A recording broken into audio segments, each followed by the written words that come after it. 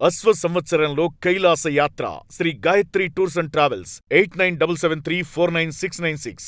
నమస్కారం గురుగారు. నమస్తే తల్లి. గురుగారు, మనం గుడికి వెళ్ళినప్పుడు ప్రదక్షిణలు చేస్తూ ఉంటాం. 1 చేస్తాం, లేదా 3 చేయాలి, 7, 11 దానికంటూ ఒక సంఖ్య అనేది ఉంటుంది. ఇన్నిసార్లు ప్రదక్షిణలు చేయాలని. కొన్ని దేవాలయాల్లో ఇలా కాదు, ఈ వైపు తిరగాలి అని చెప్పేసి కూడా అంటారు. అసలు ప్రదక్షిణలు ఎందుకు చేస్తాం? దాని వెనుకున్న ప్రాముఖ్యత ఏంటి?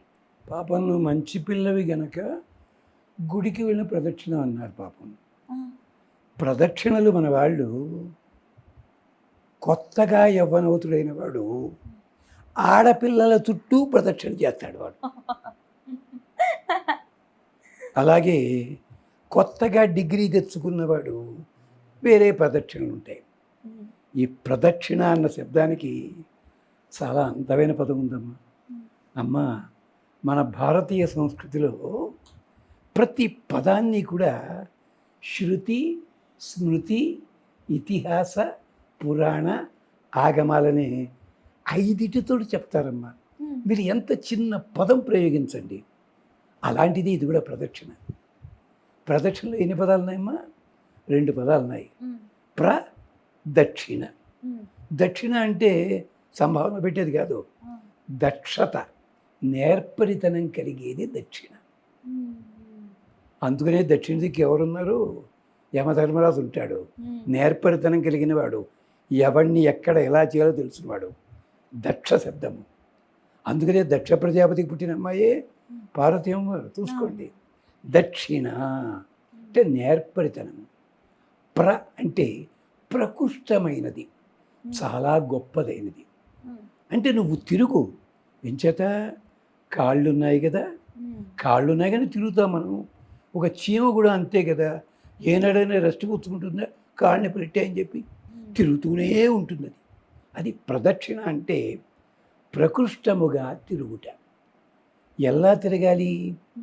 తిరిగితే మనకు ఉపయోగం కలగాలి, మనకి క్షేమం కలగాలి.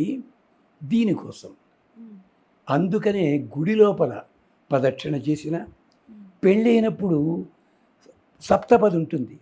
అప్పుడు ఇష్టం తిరగచ్చా? ఇది కెమెరా ఎక్కడో పెట్టారు, కరెక్టే. దాని తగ్గట్టు కాదు, వీళ్ళు తిరుగుతుంటే దాని తగ్గట్టుకి కెమెరా వాళ్ళు చూసుకోవాలి. అక్కడ కూడా ప్రదక్షిణే. ఆఖరికి శాల్తీ గల్లంతు, అక్కడ కూడా తిరగడానికి నియమాలు ఉన్నాయి. అంటే ఏమిటన్నమాట? ప్రకృష్టముగా, నేర్పరితనముగా మనకి ఫలితము వచ్చే పద్ధతి లోపల మనము సంచరించాలి. ఆ సంచారం పేరు ప్రదక్షిణ. వేటకి వెళ్ళామనుకోండి, అక్కడ జంతువుల్ని చంపడమే ప్రధానం. మార్కెట్కి వెళ్ళామనుకోండి, షాపులో సామాన్లు కొనడమే ప్రధానం. అక్కడ నువ్వు ఎలా వెళ్ళావు? రైట్ సైడ్ వెళ్ళి లెఫ్ట్కి వెళ్ళావా, ముందుకెళ్ళి వెనక్కి వచ్చావా? ఇది అక్కడేం లేదు, అక్కడ పనులు చూడటమే. కానీ కొన్ని చోట్ల తప్పనిసరిగా, అందుకని హాస్పిటల్స్లో చూడండి, ఇలా లేదండి అటుపక్క నుంచి వచ్చి ఇలా రావాలి చెప్తారు కదా వాళ్ళు. ఇవి కూడా ప్రదక్షిణలో భాగాలు అవుతాయి. అంటే ప్రకృష్టముగా దక్షిణ. ఎలా తిరగాలి అంటే, మనం ఇటుపక్క నుంచి, అంటే ఇలా తూ దా పావు అంటాం కదా, తూర్పు, దక్షిణము, పడమర, ఉత్తరము, ఈ డైరెక్షన్లో తిరగాలి మనం. అంటే తూర్పుగా ఉన్నవాళ్ళం మొదట దక్షిణ భాగం నుంచి. అందుకనే ఇలా తిప్పుతారు. భోజనం చేసేటప్పుడు కూడా ఏం చేస్తారు? ఇలా తిప్పుతారు. యంత్రాలు చేసి మంత్రాలు చేసేవాళ్ళు కూడా ఇలాగే తిప్పుతారు. ఆఖరికి మరి మీకు అలవాటు ఉందో లేదో కానీ, మీరు ముగ్గులు పెట్టినప్పుడు కూడా మొదటగా ఈ కుడి చేత్తోటి ఇటు పక్క ఇలా చుక్కలు పెట్టుకుంటూ వచ్చి ఇలా పెడతారు. మీరు ఎంత లెఫ్ట్ హ్యాండర్ అయినా సరే. ఇవన్నీ ఏమిటనమాట? ప్రదక్షిణ. దీనికి అంతటికి మూలం ఎవరండి? గ్రహరాశులు, నక్షత్రములు. సూర్యుడు ఒక్కడే ఉన్నాడు, భూమి ఏం చేస్తోంది? ప్రదక్షిణ చేస్తోంది, ఇలా తిరుగుతోంది. భూమిలాగే గ్రహాలు తిరుగుతున్నాయి, నక్షత్రములు తిరుగుతాయి. ఆఖరికి చెట్లు కూడా ఇంతటి గాలి వేసినా, గాలి ఆపినప్పుడు ఆ రెమ్మల కదలిక మీరు ఎప్పుడైనా చూడండి, ఇలా ఉంటుంటాయి సాధారణంగా. అంటే అర్థం ఏమిటనమాట? సృష్టి లోపల ఉన్న సకల పదార్థములు కూడా అలా వెడుతుంటాయి. ఆఖరికి మీరు జోక్ ఎంజాయ్ చేస్తారు. హనుమంతుడు వెళ్ళాల్సిన లంకా నగరానికి. లంక ఇటు పక్కన ఉంది, దక్షిణ దిగ్గుంది. రూట్ తెలుసు కదా, వెళ్ళిపోతుంది కదా. మొట్టమొదటి ఎడు తిరిగాడు తెలిసిన, సూర్యుడి వైపు తిరిగాడు ముందు. సూర్యాయ, సూర్యుడికి దండం పెట్టి అప్పుడు తిరిగాడు పక్కకి. ఎందుకని? ప్రదక్షిణ చేయాలి కదా, అందుకని. ఇది పద్ధతి. అందుకనే దేవాలయాల్లో కూడా ప్రదక్షిణ, దేవాలయాలు, పుణ్యక్షేత్రాలు లేదా పుణ్యతీర్థాలు, కొన్ని చెట్లు ఉంటాయి, రావి ఇలాంటి చెట్లు, వాటికి చేయాలన్నా కూడా ఇలా కుడి పక్క నుంచి ఇలాగా. ఆఖరికి భోజనం చేసేటప్పుడు కూడా అమృతోపస్తరణమసి, నేను ఇదంతా అమృతమయ్యేలా చేస్తున్నాను అని చెప్తారు. ఇది ప్రదక్షిణ యొక్క అంతరార్థము. ఆఖరికి పెళ్లి కూతురు వచ్చి కూర్చుంటుంది పెళ్లి చూపులప్పుడు. అమ్మాయి వచ్చేటప్పుడు ఎటుపక్క నుంచి నడిపించి తీసుకురావాలి, ఎటుపక్క కూర్చోవాలో కూడా నియమాలు ఉన్నాయమ్మా. పెళ్లి కొడుకు అమ్మాయిని చూడు అన్నాడు అనుకోండి, ఇలా చూడడానికి వీలేదు, ఇలా చూసి ఇలా చూడ. అక్కడ కూడా వాడి తలకాయ తిప్పే విధానం ఉంటుంది. ఇంతని అంటే మీరు చేశాడు, చిన్నప్పుడు చూసేవాళ్ళం, మా టైంకి లేవులేండి ఇలాంటివి. అంటే అక్కడ కూడా ఆఖరికి పెళ్లి కూతురికి కొన్ని సామాన్లు పట్టి కడతారు ప్లేట్లో పెట్టి. ఆ పెట్టినప్పుడు కూడా ఈ రకంగానే అమర్చి పెడతారు. అంతేకాదు, అమ్మాయి కొంచెం ఎక్కువే చెప్తున్నాను, అరిటాకులో భోజనం వడ్డించేటప్పుడు కూడా ఇష్టం వచ్చాడు ఇలా ఇలా ఇలా వడ్డించరు. మొట్టమొదట ఈ దిక్కుని, ఇంకోటి ఏదో ఇలా వచ్చి చిట్ట చివరిగా ఈ పక్కకి దక్షిణ దిక్కి పప్పు అప్పుడు వడ్డిస్తారు. ఇలా ఉంది, నియమాలు ఉన్నాయి దానికి.